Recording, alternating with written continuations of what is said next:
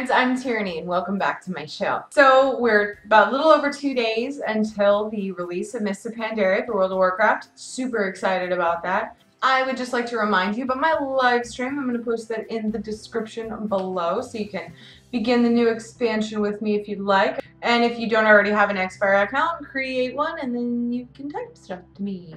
Right now, Xbox Live players can redeem free World of Warcraft faction t-shirts for their Xbox Live avatars. So if you play Xbox and you want to sport your Horde or Alliance t-shirt, all you have to do is log into your Xbox Live account, watch the Mists of Pandaria advertisement that's linked on there, and then click the button to redeem your shirts. And then you can wear them and be like, I'm a WoW nerd too. So like it or go away.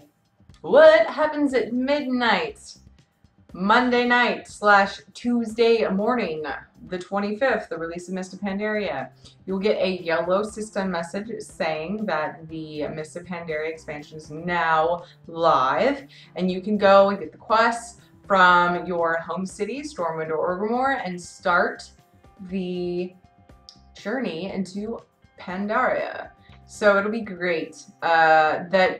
They've worked really hard on making it seamless so that you don't have to log out and log back in. If you're in the character screen, wherever you are, logged in, you don't have to log out and back in. I know that when they released Cataclysm, you had to log out and back in, and it was hard to get back in. So I'm wondering if there's going to be a lot of people on just waiting for it. I'm wondering if the people that aren't on are going to have a hard time getting in for a while, because they can only handle so many logins at once, or if they have expanded that and made it more broad so that more people can be logged in or log in at one time. I think that now that I'm thinking about it actually out loud,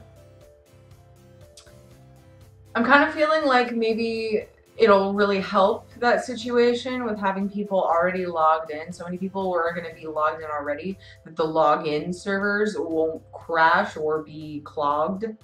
Wow, genius idea. Yeah, that'll probably make it a lot easier for people that aren't on to log in, and then the people that are on, and we're good to go. Like many big changes in World of Warcraft, there have been many positive and negative responses to the cross-realm zones being implemented.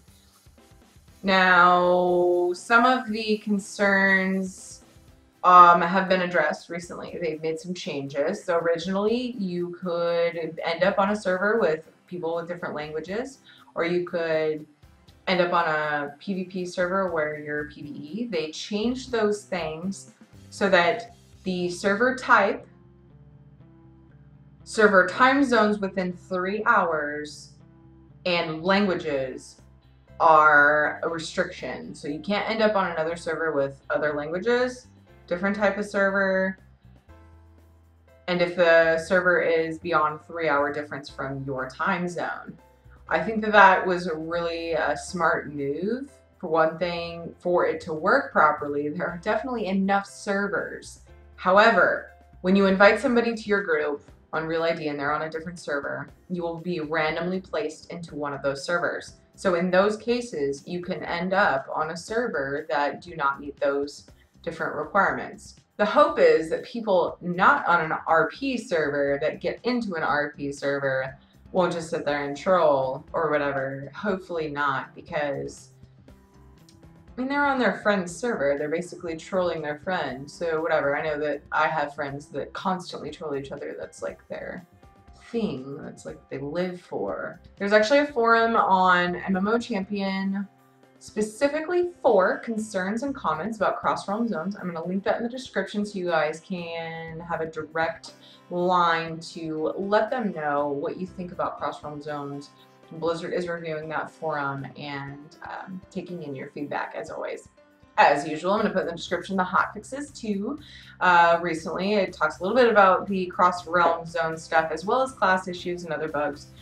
Same old, kind of becoming a routine for me to put that in my videos, but it's just a link to add to the other billion links that I put in the description. It just gives me words to put in there to make my channel look official. The Appear Offline feature is said to be added in within the next few months for BattleNet and Battle Tag.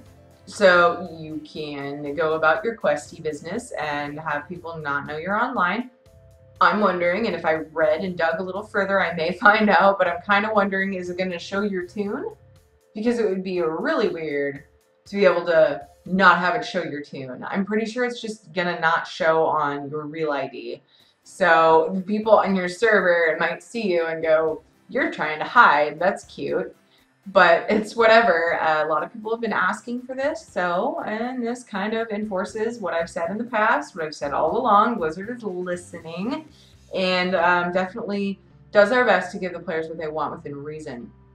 So yeah, that's a good thing. I haven't really wanted that a lot though, to show myself offline, mainly because my guild and pretty much everybody I associate with online, we're usually in Vent. We're almost always in Ventrilo, and if somebody's not in Ventrilo, it's just kind of assumed that they're just doing that thing and they're just chilling and wanting to solo and whatever. And then when it's like, I'm feeling social, I'm gonna get in Vent, and then we're like, yay, we're friends and we're happy and we're frolicking into the meadows of World of Warcraft together under the sunset. Shit just got weird. But again, I am glad to see them giving people the things they've been asking for. Like I said, within reason. I think it makes sense, but it'll be interesting to see how that's implemented. I'm pretty sure other online MMOs have that available, but I don't really know how that works, considering I've been pretty consumed with World of Warcraft for quite some time now. But we'll see how it works within WoW, and I'm sure it'll be good. The tier 14 gear sets will be posted into the description. I happen to have a favorite, which sucks that it's not my mains set. My main is my mage. And not real excited about the mage set. It looks good. But the one I really like is the druid. I really like the tier 14 druid set. It's very pretty. I am a worgen though, and it probably won't look as pretty on me as it would a night elf, which is weird for me to say because I definitely like worgens more than night elves, but it looks pretty hot on a night elf. Vale of Eternal Blossoms, Dreadwastes, and Townlong Steps are now available to preview on worldofwarcraft.com. They have zone previews with pictures and information about them. I think they all look gorgeous. I would just like to say I'm very impressed and excited about the graphics and art in Mists of Pandaria. They've already implemented some awesome graphics enhancements in the game, which I think are beautiful. And I'm so glad that I have my new computer built and ready to go for these new updates, because I would be very sad if everyone was like, oh, look at the cool new graphics, and I was like, I can't see it because my computer would crash. There's an interview on MMO Champion where Geek20 interviews Cory Stockton, lead content designer. So that was a pretty good interview, lots of good questions about challenge mode gear, transmog sets, and what they're going to do with future patches.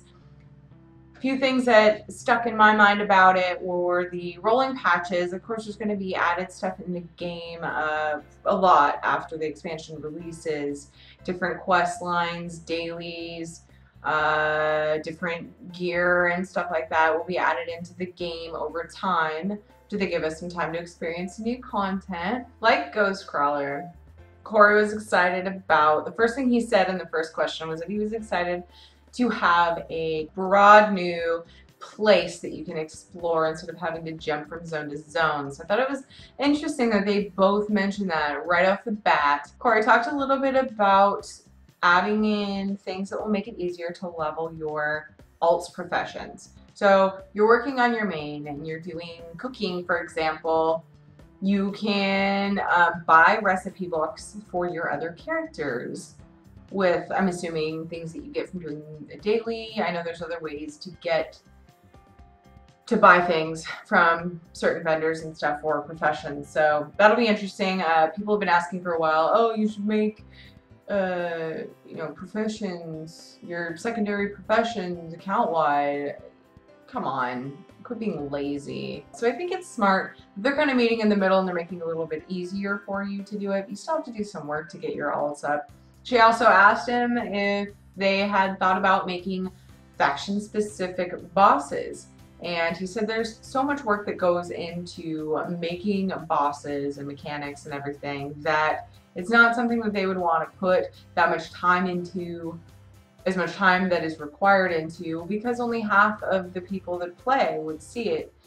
Granted, there's a lot of people that play both factions and have max tunes on both factions, but still there's too many people that would only see half of those bosses to put that much time into it.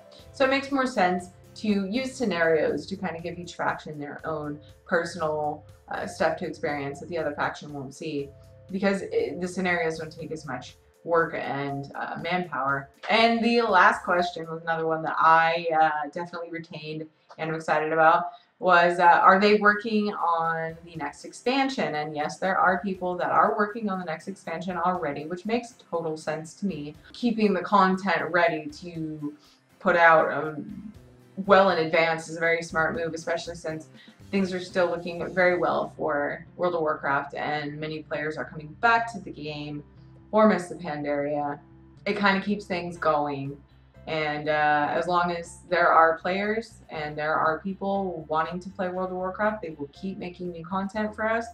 And I am looking at the World of Warcraft homepage, and it says 2 days, 8 hours, 34 minutes, and 2 seconds until the release of Mists of Pandaria. I'll be making another update middle of the week next week after the expansion is released, but if you'd like to hang out with me sooner, come and check out my live stream in the description below, Monday night through Tuesday, and we can experience the new zones of Mists of Pandaria together, and it'll be great. It'll be fantastic.